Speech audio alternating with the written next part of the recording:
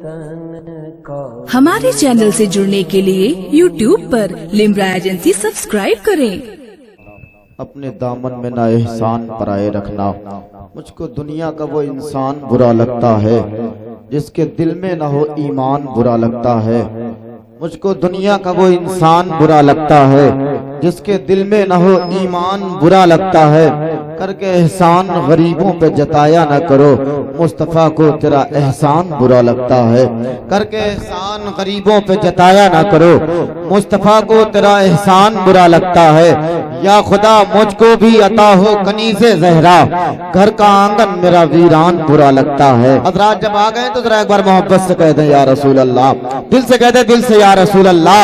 सारे लोग शरीक हो जाएं, सहमत ना हो, हाथों को उठा लें, ये सर्दी दूर हो जाए।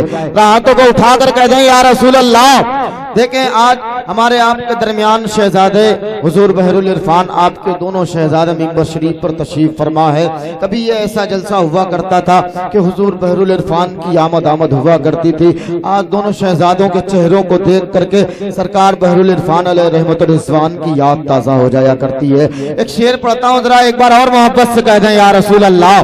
सब भर रहे हैं कासे हाजत कहाँ कहाँ, सब भर रहे हैं कासे हाजत कहाँ कहाँ, फैला है इनका दश्ते इनायत कहाँ कहाँ। सब भर रहे हैं कासे हाजत कहाँ कहाँ, सब भर रहे हैं कासे हाजत कहाँ कहाँ, फैला है इनका दश्ते इनायत कहाँ कहाँ। तस्वीर इनकी दिल में बसाली है इसलिए ढूंढेंगे इनको रोज़े क़यामत कहाँ कहाँ। तस्वीर इनकी दिल में बसाली है इसलिए ढूंढेंगे इनको रोज़े क़यामत कहाँ कहाँ, ढूंढेंगे इनको रोज़े क़यामत कहाँ कहाँ। हज़रात जरा मोहब्बतों के साथ इस्तकबाल कर ले, दिल लगा करके नारे तकबीर, और जरा मोहब्बत के साथ आवाज अपनी मुझ तक पहुंचा दे।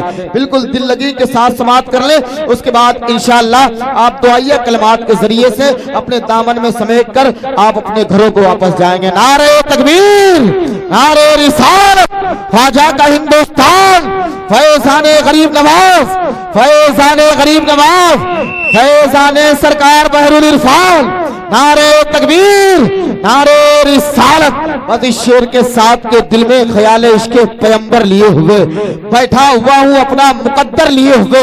40 लोग मिलके हिला ना सके जिसे, एक हाथ में अली है वो खैबर लिए हुए, और लेटे हुए हैं शान से हाजी अली मेरे कब्जे में अपने सारा समंदर लिए हुए। सबसे बड़ा फितना यह है कि यहाँ नबी के मानने वाले रहते हैं, नबी को ना मानने वाले नहीं रहते। सबसे बड़ी चीज ये कि अल्लाह ने जिस मदीने के सदके में हमें सब कुछ दिया है, तो हमारे गांव में उस मदीने के वफादार ही रहते हैं। ये बहुत बड़ी सआदत की बात। ना तो आज जगह जगह नबी अलैहिस्सलातु वस्सलाम की शान में गुस्ताखियां करने वाले लोग जन्म ले रहे हैं। मौलाना अब्दुल गफूर साहब की मेहनतें और उनके बाद उनके बेटे हाफिज मोहम्मद तौसीफ,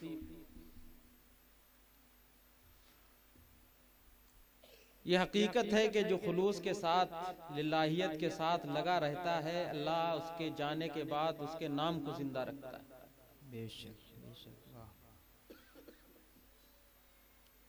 इंसान की खिदमतें, इंसान की मेहनतें हम कम जानते हैं, मेरा रब ज्यादा जानता है। इस ठंड रात में इतना वक्त हो चुका है, से ऊपर टाइम हो गया है।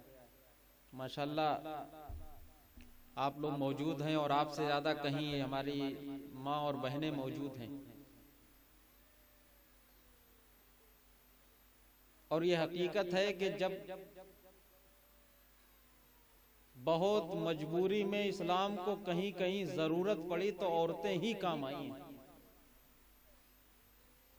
हम आप समझते हैं कि सब कुछ मर्दों से है।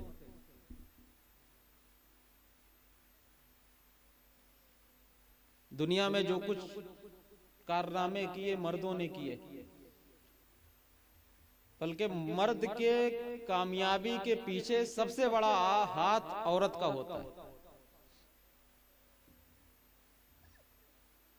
औरत अगर घर को बिगाड़ने पे आ जाए तो हम सुधार नहीं सकते।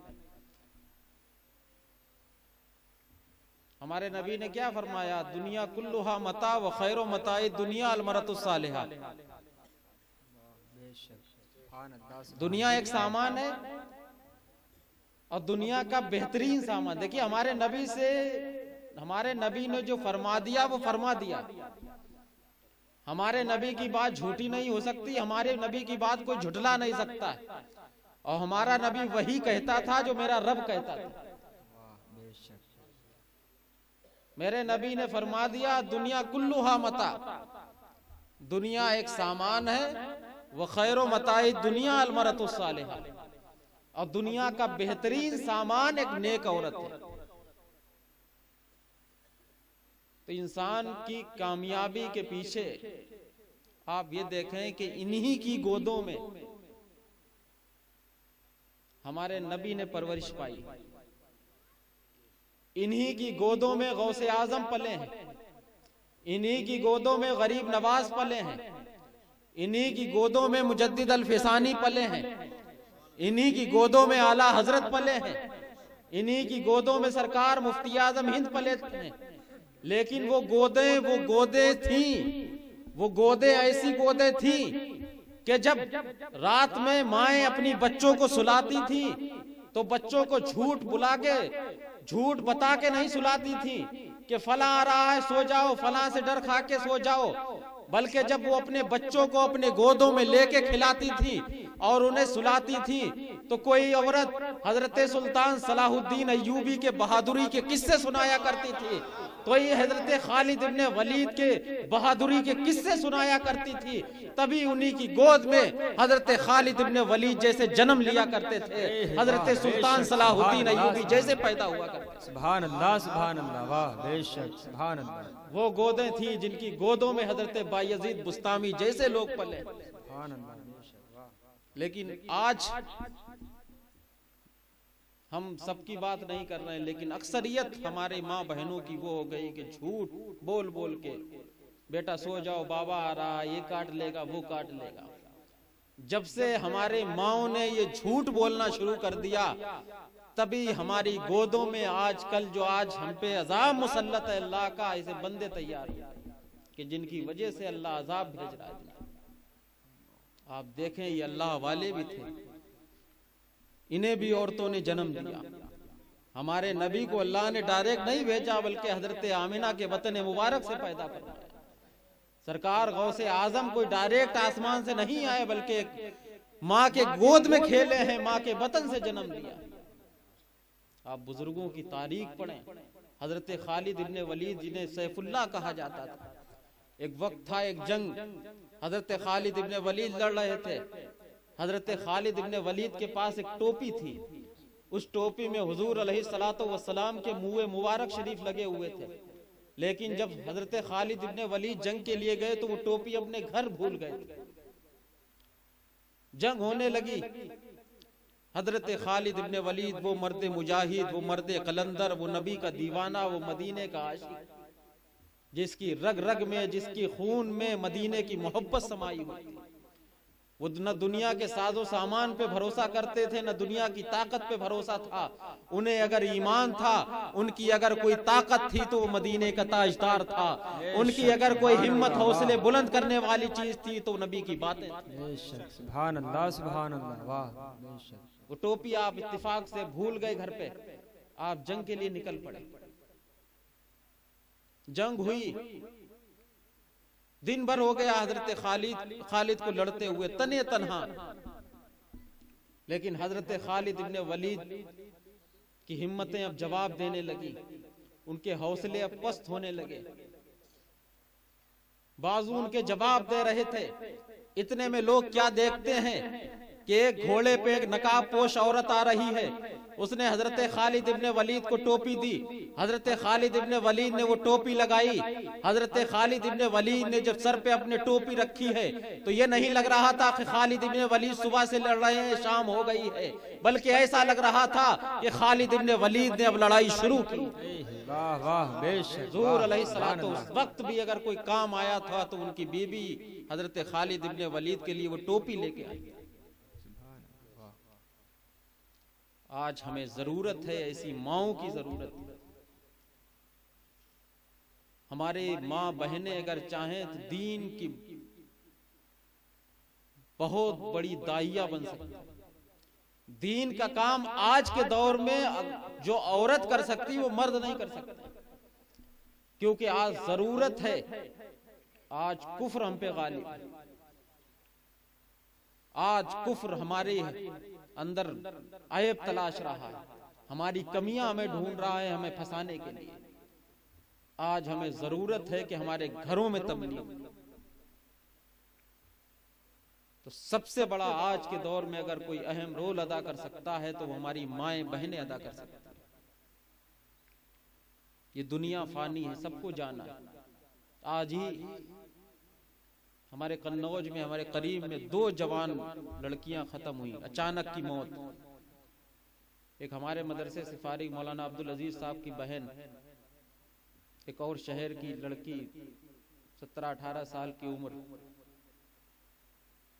जो रात में बिल्कुल सही हंसी तफरी की, भाई बहनों सब कुछ तारा, और सुबह जब देखा तो मरा हुआ जनाजा रखा हुआ था। तो आप सोचें कि मौत हमारे कितने करीब है। कोरोना में कितनी जानें चली गई। कोरोना से बचे, अहले कन्नौज डेंगू में आ गए। हम तो ये समझते हैं कोरोना से ज्यादा भयंकर ये डेंगू है।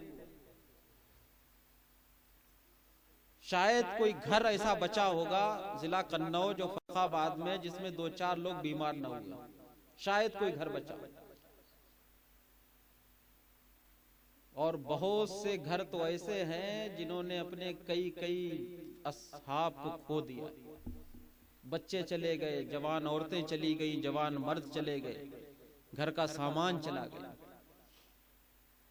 जब घर का मैन इंसान चला जाता है, घर की ताकत चली जाती है, तो घर वीरान हो जाता है, घर तबाह हो जाता है। छोटे छोटे बच्चे, आज ही भी देखा मौलाना अब्दुल अजीज साहब के भांजे 2 छोटे छोटे, लेकिन जहां उनके बचपना देख के ख्याल आ रहा था कि अभी इन्हें पालने वाला कौन है, इनकी परवरिश करने वाला कौन है, लेकिन दूसरी तरफ जब निगाहें उठती थी तो ये हकीकत है और 100% हकीकत है कि असल पालने वाला मेरा रब है, जिंदगी देने वाला रब है, मौत देने वाला रब है। यही चीज जब मुसलमानों में, हमारे नबी के सच्चे असहाब में, सहाबा में यही चीज जब गूंजी थी और उनके दिलों में यही समाया था कि जिंदगी देने वाला रब है, मुझे मारने वाला भी रब है, न काफिर मेरा कुछ कर सकते हैं, न ये दुनिया की ताकतें मेरा कुछ बिगाड़ सकती हैं। यही जब चीज जब 2 छोटे छोटे बच्चों में आई थी तो वो बच्चे हजरत अब्दुल रहमान इब्ने औफ से अबू जहल का पता पूछ रहे थे कि चचा जान ये तो बता दो अबू जहल कौन सा। वही हिम्मत, वही हौसले उन्हें मालूम था कि जिसके सदके में हमें जिंदगी मिली है वो हमारे साथ, वो हमारा नबी है, हम उस पे ईमान लाए। हमने अपने आप को उसके हाथ में बेचा है, लेकिन हमारी नजरें आजकल के दुनिया के लोगों के ऊपर है, नेताओं के ऊपर है, डॉक्टरों के ऊपर है। हम ये समझते हैं जो कुछ है डॉक्टर के हाथ में, जो कुछ है नेताओं के हाथ में है, जो कुछ है योगी और मोदी के हाथ में। कभी हमने ये ख्याल नहीं किया कि इन सबका बादशाह हमारा रब, बेशक, वाह बेशक, इन्हें जिंदगी देने वाला हमारा रब है, इन्हें मारने वाला भी हमारा रब है, इन्हें हुकूमत देने वाला भी हमारा रब है, इन्हें कुर्सी से हटाने वाला भी हमारा। बेशक, सुभान अल्लाह। सबका मालिक, सबका खालिक हमारा रब है, जिसे हम मानते हैं, जिसे हम पूजते हैं। कभी नहीं आपने सोचा हो, हम दुनिया की ताकत से घबराते हैं, दुनिया की ताकत, दुनिया के काफिरों को जब हम देखते हैं हमारे हौसले पस्त हो जाते हैं, हमारी हिम्मतें जवाब दी जाती हैं। लेकिन अब सहाबा की जिंदगी आप पढ़ें, नबी के दीवानों की आप कहानियां पढ़ें, नबी के आशिकों के आप किस्से पढ़ें, तो आपको पता चलेगा आखिर ये भी तो इंसान थे, ये भी तो हमारी तरह खाते पीते थे, ये भी तो हमारी तरह चलते फिरते थे। इनके दिलों में भी तो माँ बाप की मोहब्बतें थी, इनके दिलों में भी तो औलाद की मोहब्बतें थी। ये भी तो अपनी बीवियों से मोहब्बत करते थे, ये भी तो अपने घरों से मोहब्बत करते थे। आखिर क्या वजह थी कि एक तरफ ये अपनी बीवियों से, अपने बच्चों से मोहब्बत करते थे, लेकिन जब मोहब्बत मदीने की जब बारी मोहब्बत की मदीने के ताजदार की आती थी, जब मदीने की मोहब्बत की बारी आती थी, तो अपनी औलाद को एक तरफ रखे, अपने वालिदैन की मोहब्बत को एक तरफ रखे, मदीने के इश्क में, नबी के इश्क में निकल पड़ते थे। तब ये नहीं सोचते थे कि हमारी जाने जाएंगी या हमारा क्या होगा।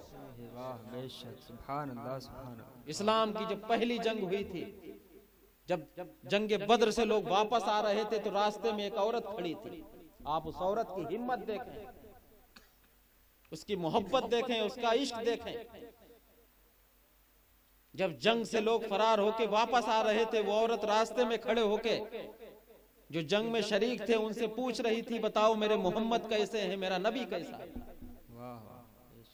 आज हम और आप होते या हमारी औरतें होती, तो अगर हमारी औलाद या हमारे माँ बाप या हमारे असहाब उस जंग में शरीक होते, तो सबसे पहले हम अपनी औलाद की खबर लेते, सबसे पहले हम अपने शौहर की खबर लेते, सबसे पहले हम अपने भाई की खबर लेते, सबसे पहले हम अपने रिश्तेदारों की खबर लेते, पूछते आखिर ये बताओ हमारे रिश्तेदार कैसे हैं।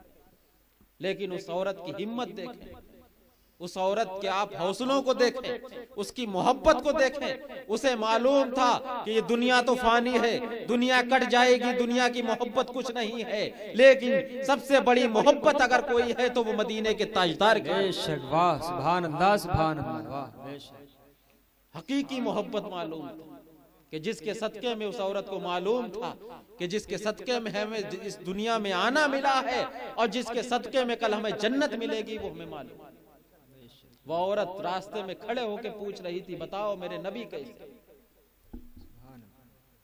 एक साहब आए, उस औरत के 3 लोग उस जंग में शरीक थे। उसका शौहर था उस जंग में, उसका भाई था उस जंग में, उसके बेटे थे उस जंग में। वो औरत पूछ रही थी, एक साहब आए, पूछा बताओ मेरे नबी कैसे हैं। वो साहब कहने लगे, अरे औरत तुम्हारा शौहर शहीद हो गया है। वो औरत कह रही थी, मुझे मेरे शौहर के बारे में ना बताओ, बल्कि ये बताओ कि मेरा नबी कैसा है।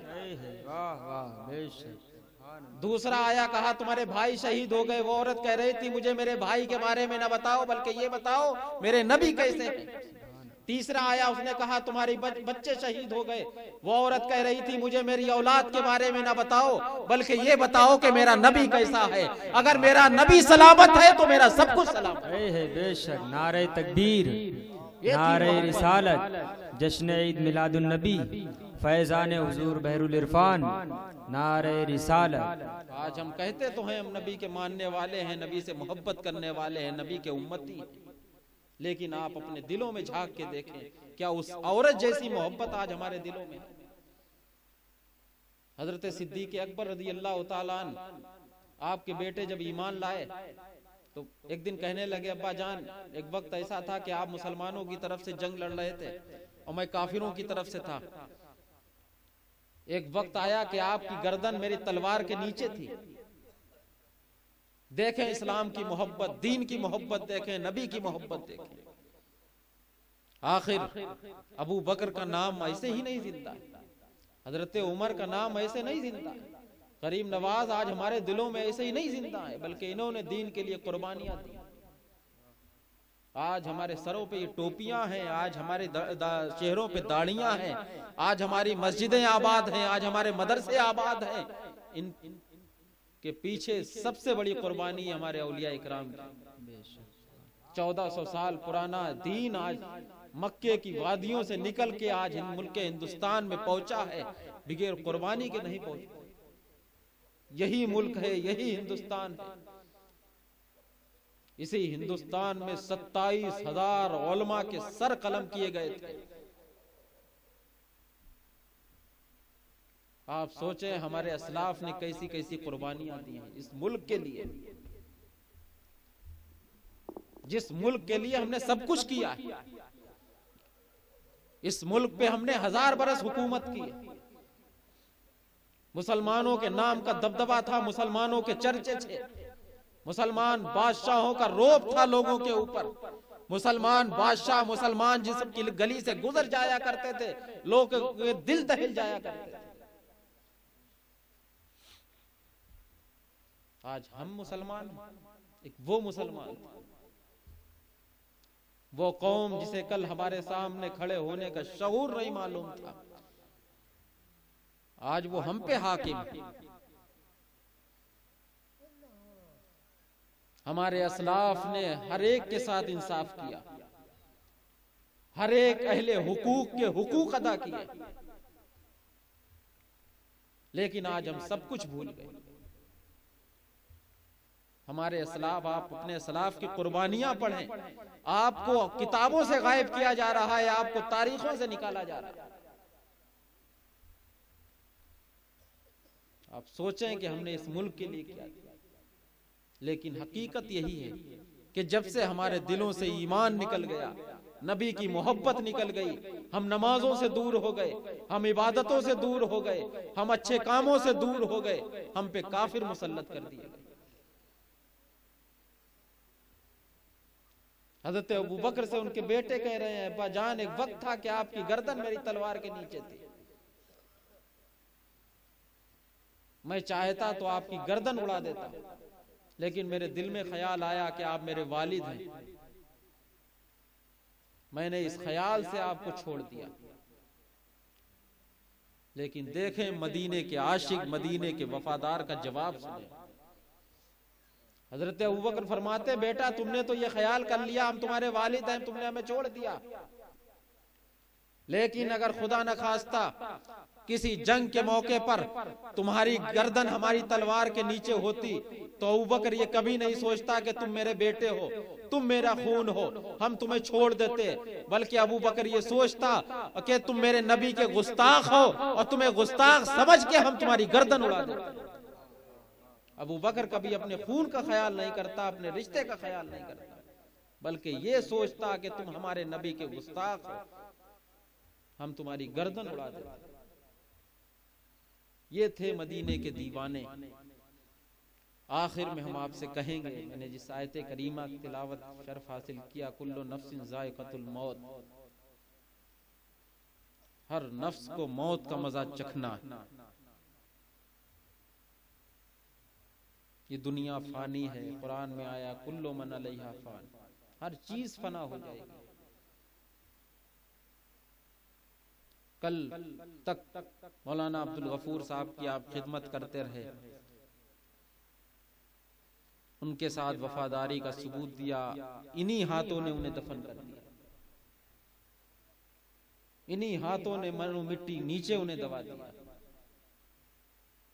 न जाने कितने लोगों को हम इन हाथों से दफन कर चुके हैं,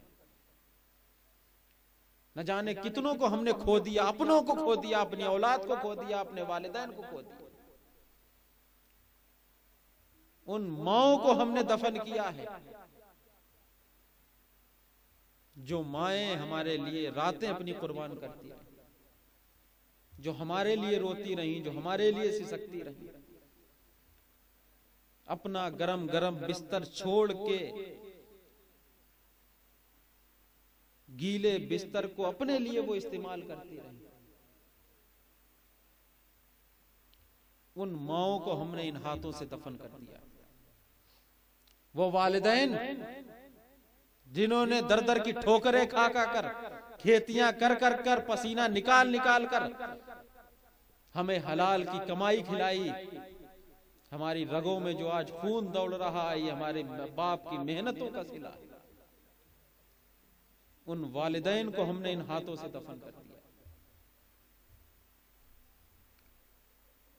और ये हकीकत है कि जो सबसे सगा होता है, तदफीन के वक्त उसी को बुलाया जाता है कि सबसे पहले तुम मिट्टी दो आगे। दुनिया बहुत धोखे की जगह है, लेकिन हमने दुनिया को सब कुछ समझ लिया। हमने 50, 60 साल, 70 साल की जिंदगी को सब कुछ समझ लिया। वो जिंदगियां देखें, किसी को 1000 बरस मिली, किसी को 500 बरस मिली, लेकिन हजरत कुतुबुल मदार, आप दूर न जाएं, अपने करीब में देखें, बाज रिवायत के मुताबिक 596 बरस हुकूमत, 596 बरस उम्र रही आपकी। कुछ ने 392 बरस लिखा है, लेकिन आप देखें 596 हो या 300 बरस हो या 100 बरस हो, उन्होंने कभी दुनिया कमाने के लिए अपने आप को इस्तेमाल नहीं किया। अपने वक्त को, अपनी उम्रों को कभी दुनिया के लालच में नहीं गवाया, बल्कि रात रात भर अल्लाह की इबादत किया करते थे, दिन दिन भर अल्लाह की इबादत में गुजार दिया करते। वो समझते थे कि असल जिंदगी क्या है। एक बुजुर्ग का वाकया, एक साहब ने तहरीर फरमाया, हुजूर बहरुल इरफान के लिए उन्होंने ताज़ियतनामा लिखा, उसी में उन्होंने शुरुआत में एक वाकया लिखा हजरत अबू मंसूर का, कि उन्हें जब दफन किया गया, देखें ये अल्लाह वालों ने जो जिंदगी गुजारी थी, कैसी जिंदगी गुजारी। आप अक्सर सुनते रहते होंगे, हजरत मूसा अलैहिस्सलाम के पास जब मलकुल मौत आए तो उन्होंने थप्पड़ मार दिया, उनकी आग निकल आई, रब की बारगाह में हाजिर हो गए, कहा ये बंदा मरना ही नहीं चाहता है। फिर वो पूरा वाकया, जानवर भेजा, उस पे हाथ का, जिस पे जितने बाल तुम्हारे हाथ के नीचे आ जाएंगे अल्लाह तुम्हें एक बाल के सदके में 1 साल की जिंदगी दे देगा। फिर हजरत मूसा ने पूछा फिर क्या, फिर मौत। तो हजरत मूसा ने कहा जब मौत ही है तो अल्लाह तू हमें बस बैतुल मुकद्दस के करीब कर दे, हमारी रूह निकाल।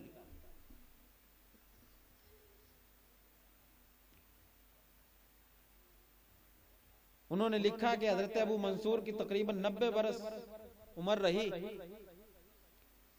जब उनका इंतकाल हुआ, उन्हें दफनाया गया, कब्र में फरिश्ते आए, फरिश्तों ने कहा मन रब्बू का, ये अल्लाह वाले थे, ये भी इंसान थे, आप इनकी जिंदगी देखें और अपना हाल देखिएगा कि अल्लाह हमारे साथ क्या करता है, और हमारी हिम्मतें कहां जवाब देंगी। मौत का ऐसा झटका लगता है, रूह जब इंसान के जिस्म से निकलती है। एक मिसाल दी गई, छोटी सी झरबिरिया होती है जो, उस पे जब आप रेशम का कपड़ा डालो तो रेशम कैसे खिंचता है, कांटों में जब रेशम फंसता है तो कैसा खिंचता है जब रेशम का कपड़ा उठाएंगे आप डालने के बाद। रूह हमारी जो है वो नसों में पेवस्त, जिस्म की हर नस में हमारी रूह पेवस्त है। जब फरिश्ते हमारी रूह खींचते हैं तो हमारी नसें खींचती हैं। आप सोचें जब हमारी कोई एक नस में तकलीफ होती है तो हमें कितना दर्द होता है, और जब हमारे जिस्म की सारी नसें खींचेंगी तो हमारा हाल क्या होगा। मरना सबको है, रूह सबकी निकलना है, बस फर्क इतना है कि गुनाहगारों को उसी वक्त पता चल जाएगा कि हमने जिंदगी अपनी कैसी गुजारी। हजरत मंसूर से सवाल किया फरिश्तों ने मन रब्बू का, तुम्हारा रब कौन है। हजरत मंसूर का मुंह लाल हो गया, चेहरा लाल हो गया। हम आप फरिश्तों के सामने मुंह नहीं बिगाड़ सकते, हम आप फरिश्तों को गुस्सा नहीं दिखा सकते। हमारी क्या औकात है कि हम फरिश्तों से कुछ कह सकें। लेकिन ये अल्लाह वाले होते थे जिनकी रातें भी अल्लाह के लिए होती थी, जिनके दिन भी अल्लाह की याद में गुजरते थे, जो मदीने से सच्ची मोहब्बत करते थे, मदीने के नाम पर मर मिटने का जज्बा रखते थे। अल्लाह उन्हें वैसे दर्जे बुलंद किया करता। हजरत मंसूर ने जब उनका सवाल सुना मन रब्बू का, हजरत मंसूर का चेहरा लाल हो गया। आप गुस्से में फरिश्तों से कहने लगे कि मेरा जब इंतकाल हुआ मेरी उम्र 90 बरस थी। जब मैं 20 साल का था, 20 साल से लेकर 90 साल तक मैं एक रब की पहचान कराता रहा। 70 साल मैं अपने रब की पहचान कराता रहा। न जाने कितनों को कलमा पढ़ाया, न जाने कितनों को खुदा के करीब किया, न जाने कितनों को हिदायत दी, न जाने कितनों को खुदा का रास्ता बताया। जिसने 70 साल तक एक रब की पहचान कराई हो, एक अल्लाह पर लोग ईमान लाए हो, जिसके सदके में आज तुम उससे सवाल कर रहे हो कि तुम्हारा रब कौन है। आप सोचें ये अल्लाह वाले थे जिनके अंदर इतनी हिम्मत थी, वो दुनिया की भी किसी ताकत से नहीं डरते थे, और कब्र में जाते थे तो उन्हें भी मालूम है आखिर ये फरिश्ते आए हैं मेरे रब के हुक्म से आए। उस रब ने भेजा है जो रब हमसे मोहब्बत करता है। फरिश्तों से जो इतना कहा कि आज तुम उससे पूछ रहे हो जिसने 70 साल एक रब की पहचान कराई, आज तुम उससे पूछ रहे हो कि तुम्हारा रब कौन है। फरिश्तों ने उन हजरत मंसूर से कुछ नहीं कहा, रब की बारगाह में हाजिर हो गए, अर्ज किया, ऐ मेरे रब, आखिर तूने कैसे बंदे के पास भेज दिया। मेरा रब कहता है कि मेरा मंसूर सही कहता है, उसे उसके हाल पे छोड़ दो। ये अल्लाह वाले थे। सरकार इमाम रब्बानी मुजद्दिद अल-फिसानी को जब दफन किया गया, उनके बेटे ख्वाजा मोहम्मद मासूम जब उनकी कब्र पे बैठे, पूछा, देखें अल्लाह वालों की दिल की निगाहें देखें, वो ऐसे मुर्दों से बात किया करते हैं जैसे हम जिंदों से बात करते हैं। ख्वाजा मोहम्मद मासूम ने अपने वालिद बुजुर्गवार से पूछा, अरे अब्बा जान, अल्लाह ने आपके साथ क्या मामला किया। जब इंसान कब्र में जाता है तो सबसे पहले कब्र इंसान को दबाती, ज़ैक़े कब्र कहा जाता है। कब्र की जो सबसे पहली मंजिल है वो ज़ैक़े कब्र। आप ये ना समझिएगा कि रात की इस तन्हाई में हमें कब्र से डराया जा रहा है, बल्कि मौत को याद दिलाया जा रहा है। मरना सबको है। इस रात की तन्हाई में आप सोचें कि अगर तन्हे तन्हा हम खेतों में निकल जाएं तो हमें कैसा लगेगा। उस अंधेरी कोठरी के बारे में भी सोचें कि जिसमें हमें तन्हे तन्हा रहना है। हमें फरिश्तों के हर सवाल का जवाब देना है तन्हे तन्हे, तब हमारा कोई काम आने वाला नहीं। वो दोस्त जो जिंदगी में हम पे जाने लुटाते थे, वो वालिदैन जो जिंदगी में अपने सब कुछ हम पे कुर्बान करने के लिए तैयार थे, वो हमारे दोस्तों अहबाब जो हमारे लिए रात दिन मरा करते थे, हमारे खून निकलने पे वो तड़प जाया करते थे। लेकिन आज तन्हाई है, इस अंधेरी कोठरी में आज ना हमारा दोस्त काम आएगा, ना आज हमारे वालिदैन काम आएंगे, ना आज हमारे भाई काम आएंगे। अगर अब कोई काम आएगा तो मेरा रब काम आएगा, मदीने का ताजदार काम आएगा। सुभान अल्लाह, सुभान अल्लाह, वाह बेशक। कोई काम आने वाला नहीं। दुनिया में जितनी चल गई, कब्र में किसी की चलने वाली नहीं। कब्र में सिर्फ चलेगी महबूब आजम सल्लल्लाहु ताला अलैहि वसल्लम की चलेगी, इन अल्लाह वालों की चलेगी। हजरत इमाम रब्बानी से जब पूछा कि क्या ज़ैक़े कब्र हुआ, तो इमाम रब्बानी फरमाते हैं बिल्कुल ना के बराबर। ज़ैक़े कब्र बुरों को भी होना है, नेकों के साथ भी होना है, बुरों के साथ भी होना है। बस फर्क इतना है कि नेकों के साथ ऐसे होगा जैसे माँ अपने बेटे को गोद में मोहब्बत में दबाती है, और गुनाहगारों के साथ ऐसे होगा कि ये हमारी पसलियां इधर की उधर ऐसे एक दूसरे में मिल जाएंगे। आप सोचें कैसी तकलीफ होगी। फिर ख्वाजा मोहम्मद मासूम ने पूछा, क्या फरिश्ते आए सवाल जवाब के लिए? क्या फरिश्ते आए? देखें इमाम रब्बानी, ये मदीने के गुलामों के गुलाम का ये आलम है, तो मदीने के ताजदार का क्या आलम। सरकार इमाम रब्बानी फरमाते हैं कि मेरे रब ने फरिश्ते भेजने से पहले पूछा कि शेख अहमद तुम्हारी कब्र में फरिश्ते भेजूं या ना भेजूं। इमाम रब्बानी फरमाते हैं मैंने अपने रब से कहा। सवाल करने वाले का सवाल देखें और जवाब देने वाले हमसे अगर रब पूछ ले तो हम तो डायरेक्ट मना करते हैं। फरिश्ते इतने मुनकर नकीर जो होते हैं, इतने भयानक होते हैं।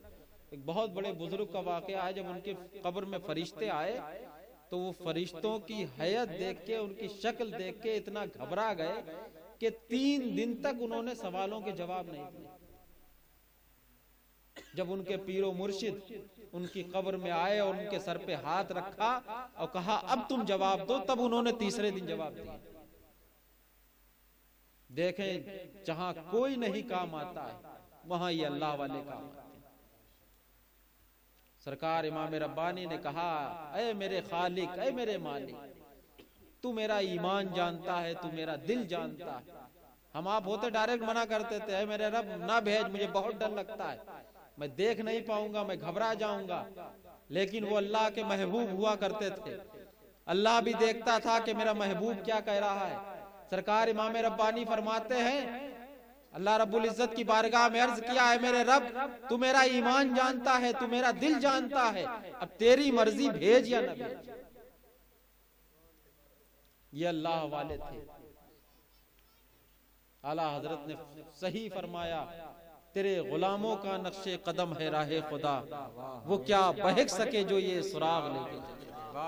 आज हमें जरूरत है इन अल्लाह वालों की जिंदगी को अपनाने की, इनके तौर तरीके को अपनाने की। आज हम लोगों को याद कर रहे हैं, अल्लाह वालों का जिक्र कर रहे हैं, नेकों को याद कर रहे हैं। आखिर हम कभी ये भी तो सोचें कि आज हमारे वालिदैन भी दुनिया में आए चले गए, हमारे आबा व अजदाद दुनिया में आए चले गए। आज कोई किसी का नाम लेवा नहीं है, लेकिन मौलाना अब्दुल गफूर साहब कहाँ के रहने वाले, कहाँ आए, कितने साल हमारे बीच रहे, लेकिन आज इस रात की तन्हाई में जो सोने का टाइम है, हम उनके एहसानात को आज याद कर रहे हैं, उनकी नेकियों को हम याद कर रहे हैं, उनकी नेकियों का चर्चा कर रहे हैं।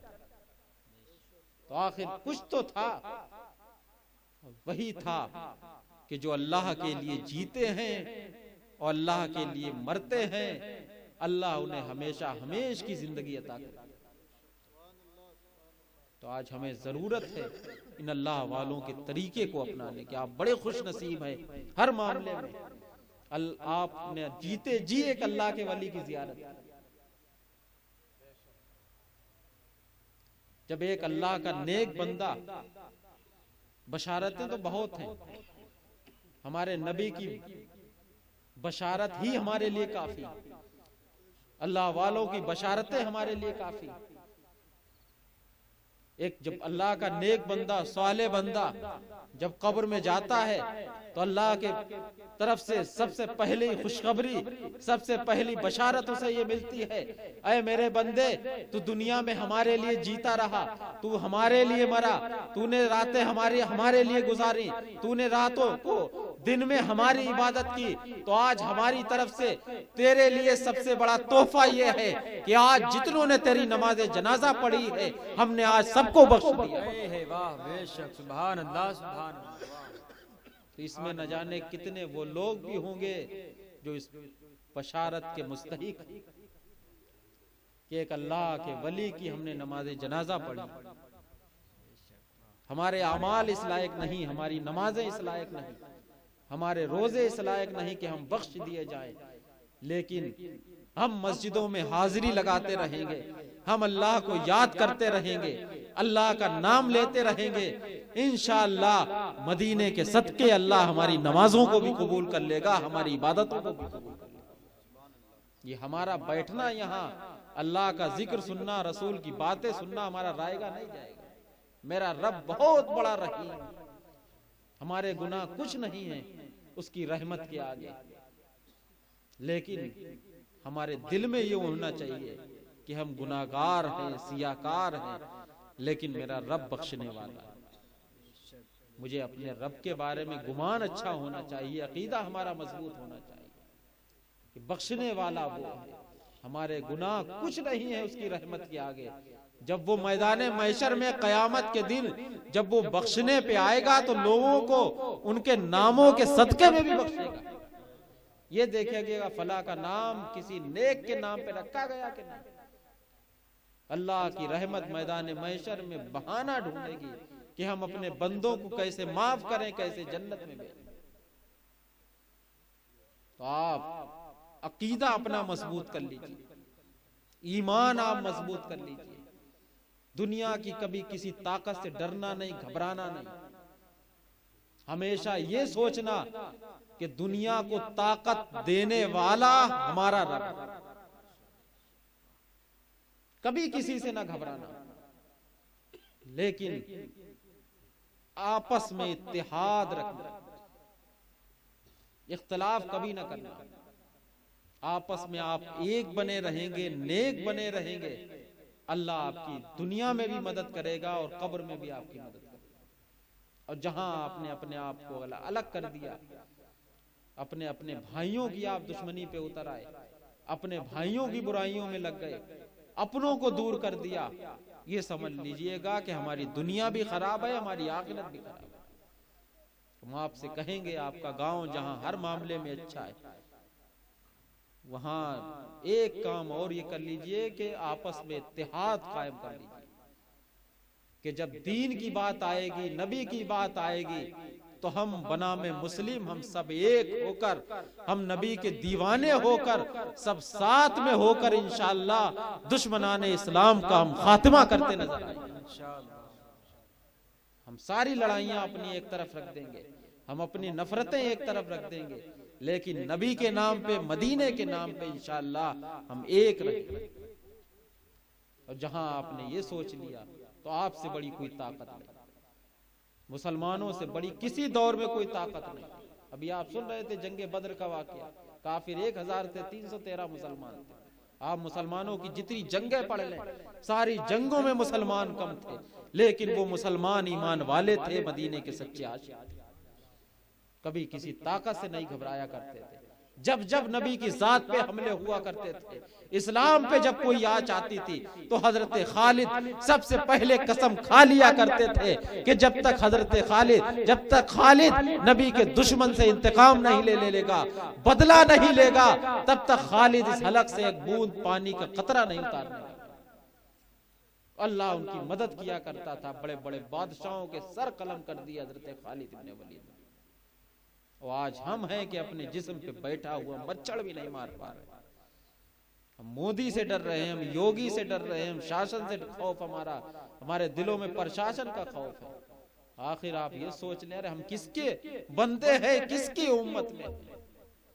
तो नबी सबसे बड़ा ताकत वाला था, जिसके सहाबा सबसे बड़े ताकत वाले थे, जिसके सहाबा ने पूरी दुनिया में इस्लाम अपनी ताकत के बलबूते पर, अपने अखलाक के बलबूते पर पहुंचा दिया।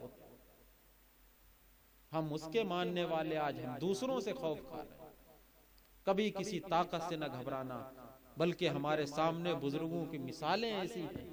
इसी हिंदुस्तान की सरजमीन पर जब अकबर जहांगीर जैसे ने एक मर्द मुजाहिद, एक मर्द कलंदर का सर झुकाना चाहा था, और उसने चाहा था कि इमाम रब्बानी हमारे दरबार में आके सजदा कर ले, लेकिन वो भी इंसान थे, लेकिन वो मदीने का दीवाना था, मदीने का सच्चा आशिक था। इमाम रब्बानी की जबान पे यही था कि जो सर अल्लाह की बारगाह में झुक चुका हो, वो कभी किसी गैरुल्लाह के आगे झुक नहीं सकता। तने तनहा थे, लेकिन अकबर की हुकूमत से नहीं घबराए, जहांगीर की ताकत का खौफ नहीं खाया, बल्कि अलल ऐलान जब ग्वालियर के किले में रहे, तब भी अल्लाह की वहदानियत का ऐलान करते रहे, रसूल की रिसालत का ऐलान करते रहे, और जब बाहर आए तो एक अल्लाह वालों की बड़ी जमात के साथ। हम उनके मानने वाले हैं, हम किसी, हमें अल्लाह ने हमारे जो असलाफ बनाए, हमारे बुजुर्गाने दीन बनाए, ये सब ताकत वाले बनाए, हिम्मत वाले बनाए, हौसले वाले बनाए। बस हमें जरूरत है कि हम इनकी सीरत को पढ़ें। आज हमारे किताबों से, हमारी तारीख से तो मुसलमानों को वैसे ही खत्म किया जा रहा है, और जब हम अपने दिलों से भी निकाल देंगे तो हमारा वजूद क्या रह जाएगा? हमने सबको इंसाफ दिया, हमने सबको सबके हक दिए हैं। हम अगर आज ईमान वाले हो गए तो इंशाअल्लाह हमारा हक भी हमें मिल के रहेगा। आज ये हुकूमत नहीं देगी, कल अल्लाह वो दिन लाएगा इंशाअल्लाह। एक वक्त आएगा कि इसी मुल्क पर इंशाअल्लाह इस्लामी परचम बुलंद होगा, फिर मदीने के दीवाने हो आके। लेकिन अगर हम इनके गुलाम बने रहे, अभी अखिलेश ने एक ऐलान किया था दिया जलाने का, कि सब लोग एक एक दिया जलाएं। दिवाली के मौके पर एक दिन पहले सबने दिया जलाया, मुसलमान रहे, गैर मुस्लिम रहे, सबने दिया जलाया। लेकिन आप सोचें कि एक काफिर ने एक आवाज उठाई, उसने कहा दिया जलाएं। तो जो मुसलमान थे उन्होंने भी दिया जलाया, जो काफिर थे उन्होंने भी दिया जलाया। हमारी मस्जिदों से मुअज्जिन 5 टाइम हय्या अलस सलाह, हय्या अलल फलाह की सदाएं बुलंद करता रहता है, और खुल्लम खुल्ला कहता है कि कामयाबी की तरफ आओ, नमाज की तरफ आओ। हम नहीं ध्यान देते हैं, हम शैतानों की तरह भाग जाते हैं। एक काफिर ने कहा हमने मान लिया, हमने दिया जला दिया, लेकिन एक मुअज्जिन हमें 5 टाइम कामयाबी की दावत दे रहा है, पुड़िया पे कैंसर बना होता है, खाते हैं। और उसी का उल्टा मुअज्जिन कह रहा है कि कामयाबी की तरफ आओ, हम भागते हैं। तो आप बताओ कि ऐसी कौम कब तरक्की करेगी जो कौम उल्टा चल रही है, जिसे खा के हमें खूब मालूम है कि हमें कैंसर हो सकता है, उसमें कैंसर बना है, लेकिन हम खा रहे हैं। और मुअज्जिन कामयाबी की दावत दिन में 5 बार दे रहा है, लेकिन हम भाग रहे हैं, अल्लाह के घर से दे रहा है। आप लोग तहैया कर लीजिए, अल्लाह ने अगर हमें सर दिए हैं तो ये सर इंशाअल्लाह मस्जिदों में अल्लाह की बारगाह में झुकेंगे। और जिस दिन आपने अपने सरों को अल्लाह की बारगाह में झुका दिया, उस दिन आप किसी भी ताकत के आगे अपने सर को झुकाने से बच जाएंगे। अल्लाह वालों ने यही किया है और हमें वही करना है जो हमारे अल्लाह वालों ने किया, हमारे असलाफ ने किया। हम एक रहें, हम में इत्तिहाद रहे, आपस की बुराइयां हम अपने दिलों से निकाल दें, आपस की नफरतें हम अपने दिलों से निकाल दें। सबको मरना है, कब्र में जाके सबको एक एक चीज का हिसाब देना है। अल्लाह जिंदगी के एक एक पल के बारे में तुमसे हिसाब ले लेगा, एक एक तिनके का तुमसे हिसाब ले लेगा। लेकिन अगर वही जिंदगी हमने 50-60 साल 60 साल नफरतों में गुजार दी, आपस में लड़ाई से गुजार दी, आपस में लड़ जुड़ के गुजार दी, हमने अपने खून पसीने की कमाई प्रशासन को खिलाई, कोर्ट में खिलाई, वकीलों को खिलाई, तो आप सोचें कि हमारी जिंदगी कितनी बुरी जिंदगी कि दिन दिन भर मेहनत करके, हम खेती करके, सबसे सही कमाई किसानों की है, मेहनत करके कमाते हैं, सबसे जायज कमाई किसानों की, लेकिन उन्हीं कमाई को हम वकीलों पे खर्च कर रहे हैं, हम प्रशासन पे खर्च कर रहे हैं। तो आप सोचें कि हम आखिर क्या हो गए।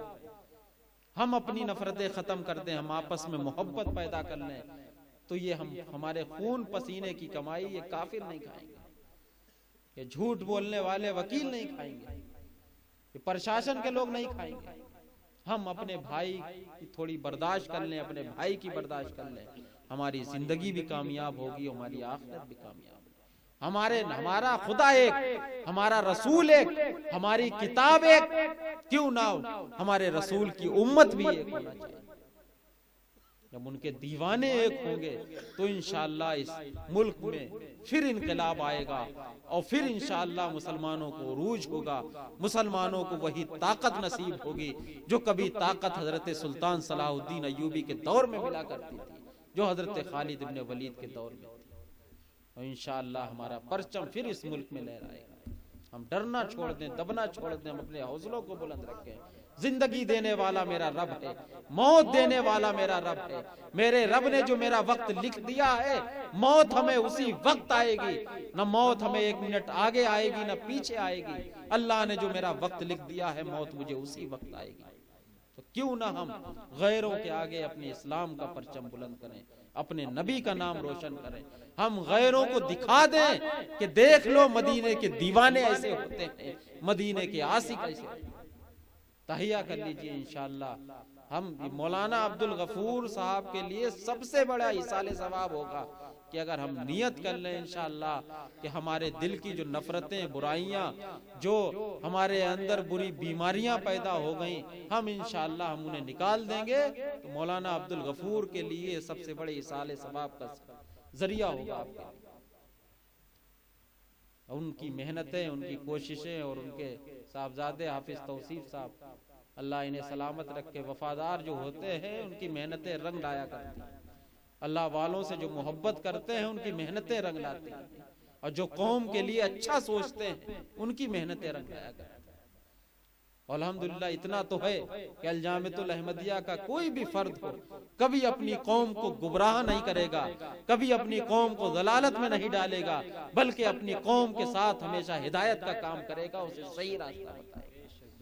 ये सरकार बहरुल इरफान की तरबियत का नतीजा है कि हम गुलामान बहरुल इरफान कभी अपनी कौम के साथ धोखा नहीं करना जानते। हम अपनी कौम को अच्छा रास्ता बताना जानते हैं, क्योंकि हमारे मुर्शिद ने हमें यही सिखाया। आप अल्लाह वालों से मोहब्बत करते हैं, तो उनकी मोहब्बत वही है कि जो उन्होंने जिंदगी गुजारी, जो उन्होंने अखलाक, जो उन्होंने किरदार लोगों के सामने पेश किया, हम उसी अखलाक से, उसी किरदार के साथ लोगों के सामने आए। इंशाअल्लाह एक वक्त आएगा कि दीन का भी बोलबाला होगा और मुसलमानों का भी बोलबाला होगा। वमा अलैना इल्लल बलाग। खड़े हो जाएं, सलातो सलाम।